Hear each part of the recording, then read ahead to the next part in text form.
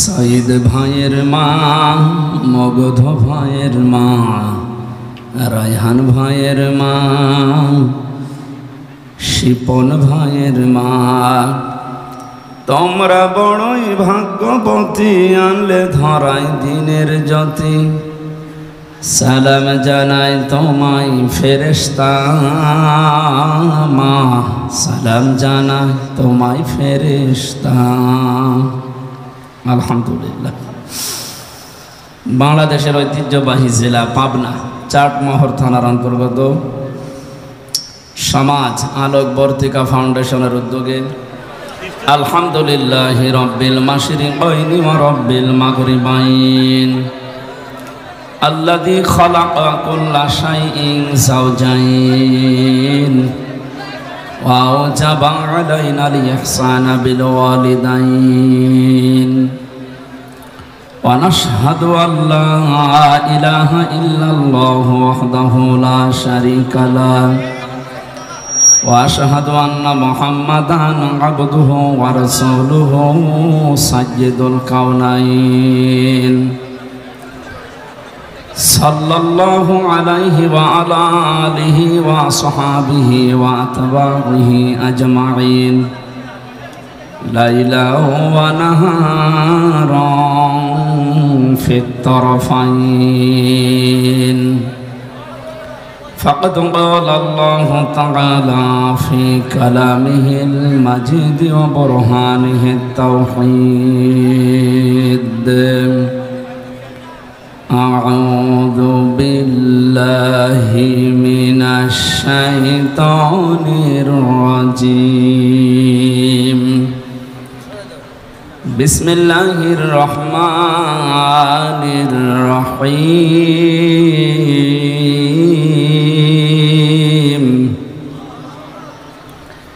يا أيها النبي إذا جاءك المؤمنات يبايعنك على ألا يشركن بالله شيئا ولا يسرقن ولا يزنين ولا يقتلن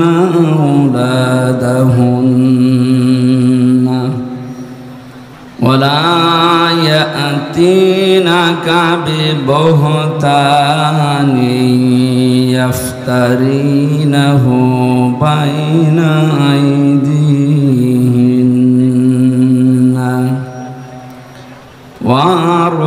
وأرجلهن ولا يعصينك في معروف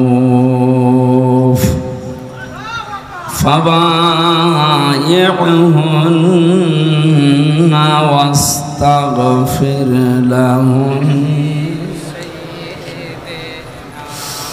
সাইদ ভাইয়ের মা, মগধ ভাইয়ের মা, রায়হান ভাইয়ের মা,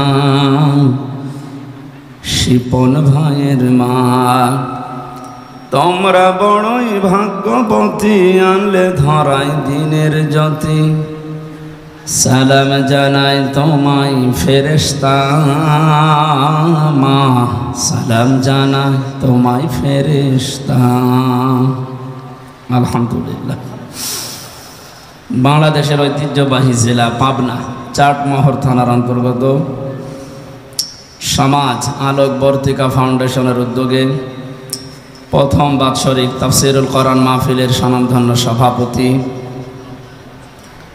অত্র এলাকার সর্বজন শ্রদ্ধাভাজন ব্যক্তিত্ব হাফেজ মাওলানা রুহুল আমিন খন্দকার, প্রধান অতিথি শাইখুল মাশায়েখ, পাবনা ইসলামিয়া ফাজিল মাদ্রাসার শ্রদ্ধাভাজন অধ্যক্ষ হাফেজ মাওলানা ইকবাল হুসাইন, এতক্ষণ যারা আলোচনা রাখলেন আটঘরিয়া উপজেলা পরিষদের সাবেক চেয়ারম্যান, ইসলামিক চিন্তাবিদ, মাদারের পাশে যে ভাইরা আছেন ওনার কাছে জমা দিয়ে দিন।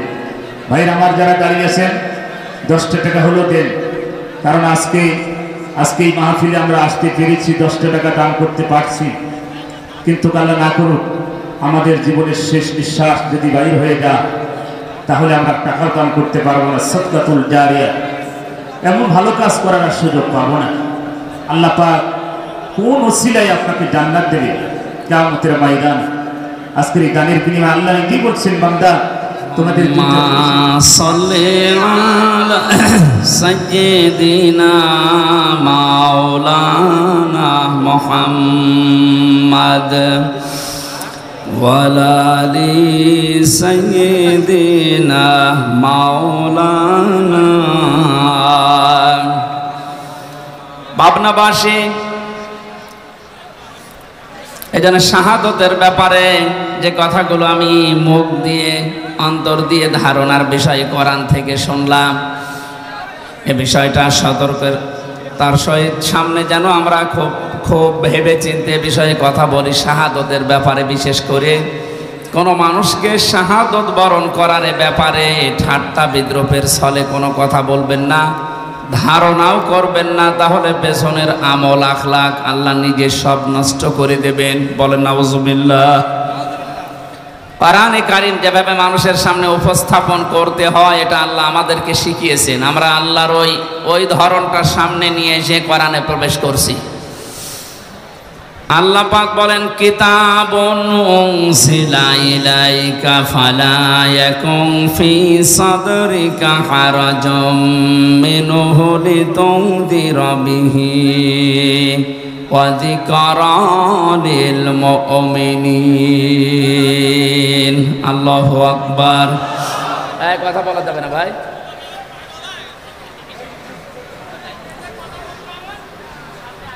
আল্লাহ পাক বলেন, এই একটা কিতাবে পৃথিবীতে একটাই মাত্র, আর যা আছে দুনিয়াতে সব এই কিতাবের ব্যাখ্যা।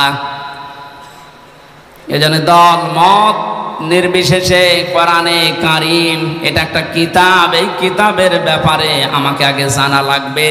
এখন যদি চোখ বন্ধ হয়ে যায়, কবর রাখার সঙ্গে সঙ্গে ফেরেশতারা পরপর 3টা প্রশ্ন করবে, তোমার রব কে, তোমার জীবন ব্যবস্থা কি, দিন কি, আর দুনিয়াতে মুহাম্মদ রাসূলুল্লাহকে আল্লাহ পাঠিয়েছিলেন, ওনাকে কবরে দেখাবেন। হাদা নাবিয়্যুনা মুহাম্মাদুর রাসূলুল্লাহ, এ কথা বলা লাগবে।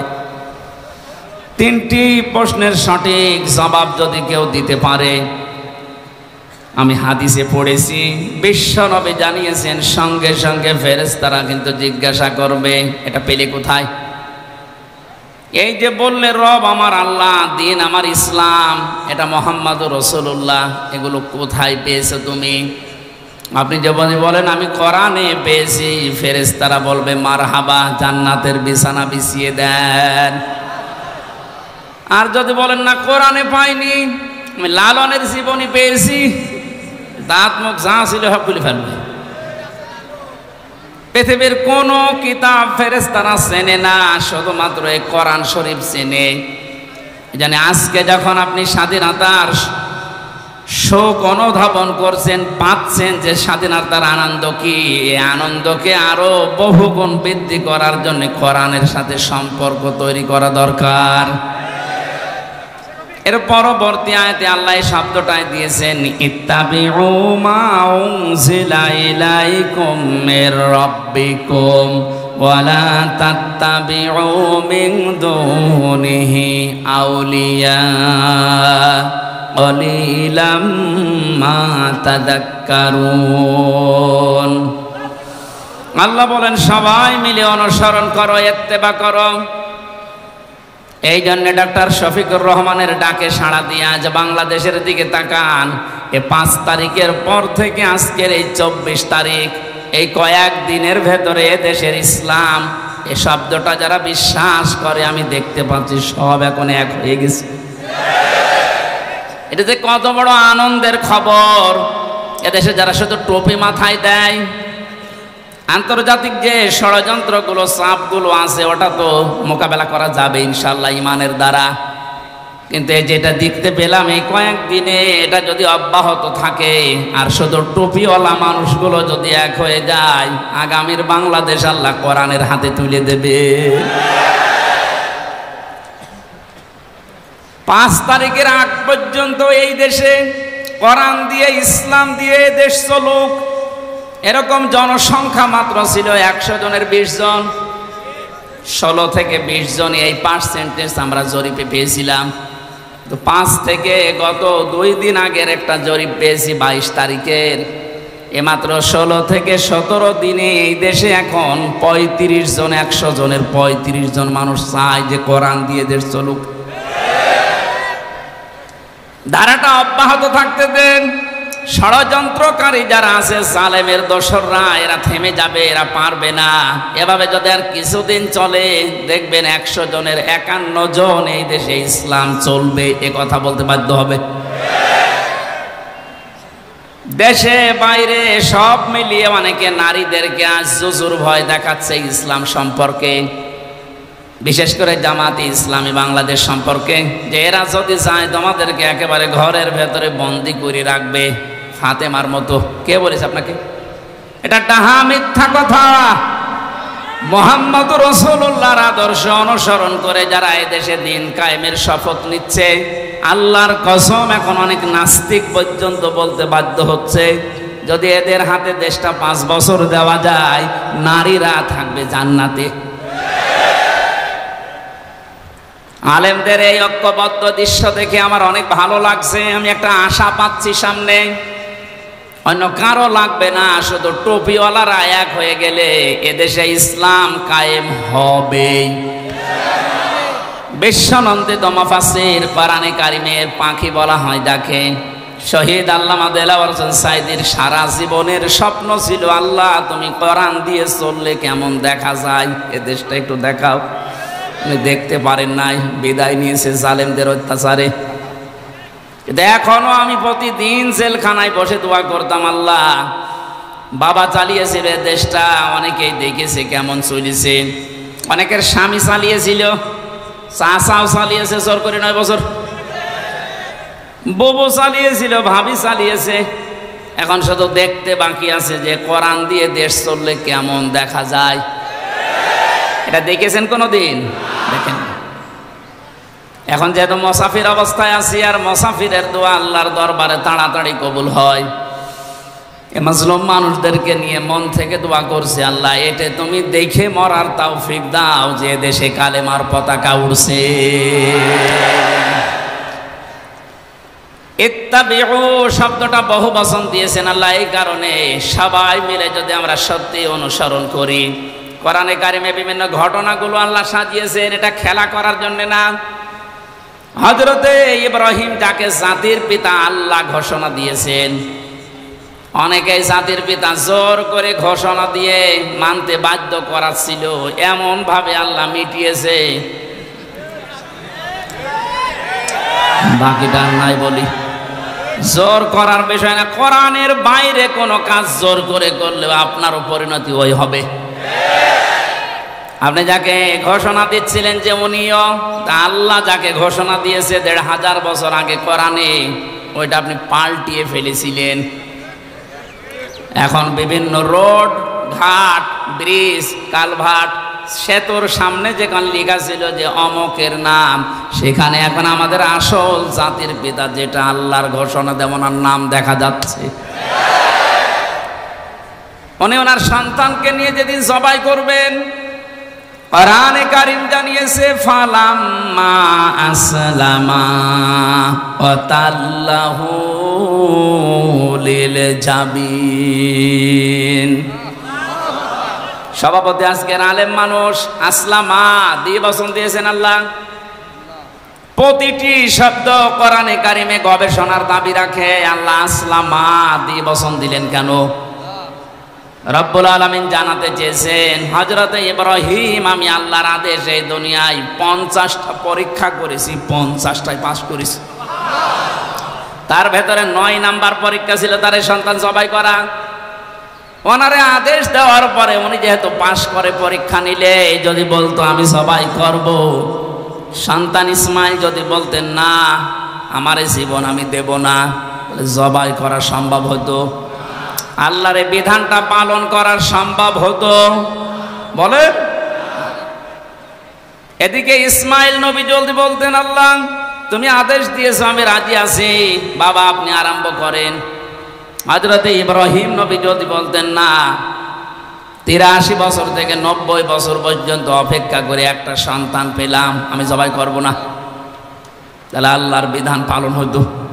আল্লাহ আসলামা দিয়েছেন এই কারণে যে দুইজনেই যখন এগ্রি হয়ে গেছে, রাজি হয়ে গেছে আল্লাহর বিধান মানতে, তখন আমার আল্লাহর বিধানটা কায়েম করা সম্ভব হয়েছে। এই 56,000 বর্গ মাইলের এই দেশে কারো লাগবে না, শুধু যারা টুপি মাথায় দেয় আমরা এই মানুষগুলো যখন ঐক্যবদ্ধ হওয়া আরম্ভ হয়ে গেছে, এটা এই দৃশ্যটা আর কিছুদিন চলতে দেন। আমি তো দেখতে পাচ্ছি ইব্রাহিম ইসমাইল যেভাবে আল্লাহর বিধান কায়েম করতে পেরেছিলেন, আমরাও চর্ম চোখে দেখতে পাবো। এজন্য কোরআনের কাছে আসেন, কোরআনের কাছে আসলে আপনার অনেক অজ্ঞতা দূর হবে, কুসংস্কার বেদাত এগুলো বিদায় নেবে। আল্লাহ বলেন একটা কিতাব কেন দিয়েছি জানেন হে নবী, এটা দিয়ে মানুষকে সতর্ক করবেন, কিন্তু সতর্ক করার সময় আপনি কোনো ভয় পাবেন না। আপনার মনের ভেতরে যেন কোনো ভয় ভীতি সংশয় সন্দেহ দ্বিধা দ্বন্দ্ব এইগুলো কাজ না করে। কারণ আজ হাজারো আলেম এই 15 বছর আমরা দেখেছি কোরআন দিয়ে এই কথা বলতো, কিন্তু ভয় পেয়ে আয়াত পড়তো, এক স্লিপ কেটে চলে যেত অন্যদিকে। এই যে আমার তাহেরি ভাই তো আয়াত পড়েছে কুল হুয়াল্লাহু আহাদ, কি এই আয়াত পড়েনি? অথচ আয়াতের তাফসীর এখানে আল্লাহর একাত্মবাদ সম্পর্কে আর রাসূলুল্লাহর রিসালাতের সাক্ষী সম্পর্কে আয়াতে বলা হয়েছে। এখানে যারা আলেম আছেন তাদেরকে একটু প্রশ্ন করছি, কুল হুয়াল্লাহু আহাদ এর ভেতরে রিসালাতের যে ঘোষণা আছে কোনটা বলেন তো?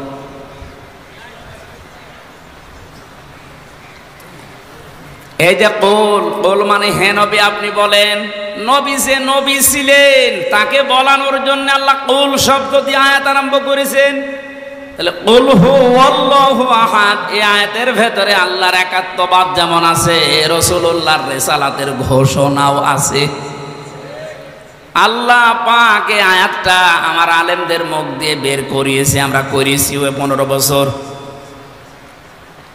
এই মানুষগুলো কি বলে দেখেন তো, কুল হুয়াল্লাহু আহাদ হে নবী বলেন আল্লাহ এক, এরপরে চলে যায় আস্তে আস্তে কাটতে কাটতে অন্যদিকে। এবার তাফসীর করার সময় বলছে এই নবী কোন নবী? ফাতেমার বাবা। ফাতেমা কোন ফাতেমা? হোসাইনের মা। এ হোসাইনের হোসাইন কোন হোসাইন? কারবালার প্রান্তরে শহীদ হয়েছিল। এখন আপনাদেরকে আমি কারবালার ঘটনা শোনাবো, মাত্র 2 ঘন্টা তাফসীর হচ্ছে দেখেছেন। আয়াত পড়েছে কি কুল হুয়াল্লাহু আহাদ, আর তাফসীর হচ্ছে কারবালার। তাও কারবালার যে 27টা শিক্ষা আছে ওগুলো বলতে চাই না, সব মাইনাস করে মন মতো শিক্ষা